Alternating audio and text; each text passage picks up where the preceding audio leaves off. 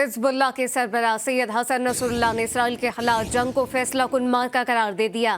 کہا حزب اللہ پہلے دن سے جنگ میں شریک ہے، جلد فلسطین کی فتح کا جشن منائیں گے۔ واشنگٹن کو اسرائیل کے پشت پناہی کی قیمت ادا کرنا ہوگی۔ حسن نصراللہ نے مطالبہ کیا کہ عرب اور اسلامی ممالک اسرائیل کو تیل کی سپلائی بند کر دیں۔ اس جنگ کا ذمہ دار امریکہ ہے، اسرائیل صرف ایک آلہ ہے۔ عراق اور شام میں امریکی اڈے ہمارا ہدف ہیں۔ حزب اللہ کے سربراہ نے غزہ جنگ کو اسرائیل کے خلاف فیصلہ کن جنگ قرار دے دیا۔ کہا اسرائیل کے خلاف جہاد فرض ہے، جلد فلسطین کی فتح کا جشن منانے کا اعلان بھی کر دیا۔ بیروت میں بڑے اجتماع سے ویڈیو لنک پر خطاب میں کہا حزب اللہ پہلے دن سے جنگ میں شامل ہے، شیطان امریکہ مسئلے کی اصل جڑ ہے، اسرائیل صرف آلہ کار ہے۔ بولے امریکہ کی ہمت کیسے ہوئی کہ وہ ایران پر حملے کی دھمکی دے، مجاہدین کسی بھی آپشن کو استعمال کر سکتے ہیں، واشنگٹن کو اسرائیل کی پشت پناہی کی قیمت ادا کرنی ہوگی۔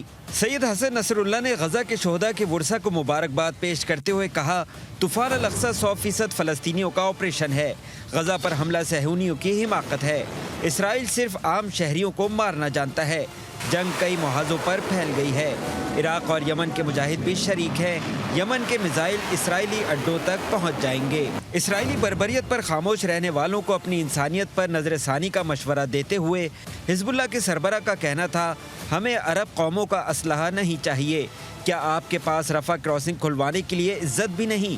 سید حسن نصراللہ کا کہنا تھا کہ دنوں اور گھنٹوں میں ناسور ریاست کے خلاف مزید کئی محاذوں سے کارروائیاں ہوں گی، دنیا دیکھے گی ہمارے تمام مورچے دشمن کے خلاف ایک ہو جائیں گے۔ اور دوسری جانب اسرائیلی فوج کی غزہ کی پٹی پر وحشیانہ بمباری جاری ہے۔ قابض اسرائیلی فوج نے جبالیہ کے پناہ گزین کیمپ پر تیسرا حملہ کیا ہے۔ صہیونی فوج نے گزشتہ 24 گھنٹوں کے دوران 300 سے زائد مظلوم فلسطینیوں کو شہید کر دیا۔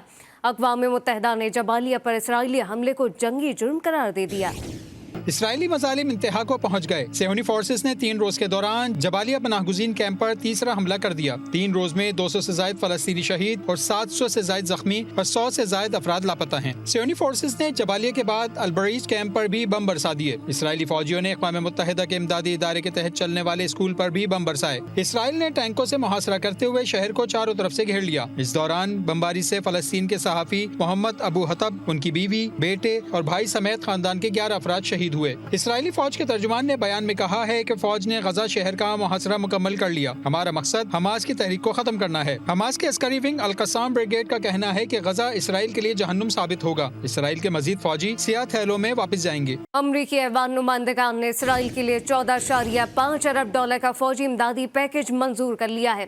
عالمی خبر رساں ادارے کے مطابق سابق صدر ڈونلڈ ٹرمپ کی جماعت ریپبلکن نے اسرائیل کے لیے فوجی امداد کا بل منظور کر لیا۔ بل کے حق میں 226 میں سے 196 ووٹ پڑے۔ یہ بل اب سینٹ میں جائے گا جہاں حکمراں جماعت ڈیموکریٹس کی اکثریت ہے، اور اس کے بعد یہ بل ایوان صدر جائے گا جہاں امریکی صدر کی توثیق بھی چاہیے ہوگی۔ الجیرین پارلیمنٹ نے صدر عبدالمجید تیون کو اسرائیل کے خلاف جنگ میں جانے کا اختیار 100% ووٹوں کے ساتھ دے دیا ہے۔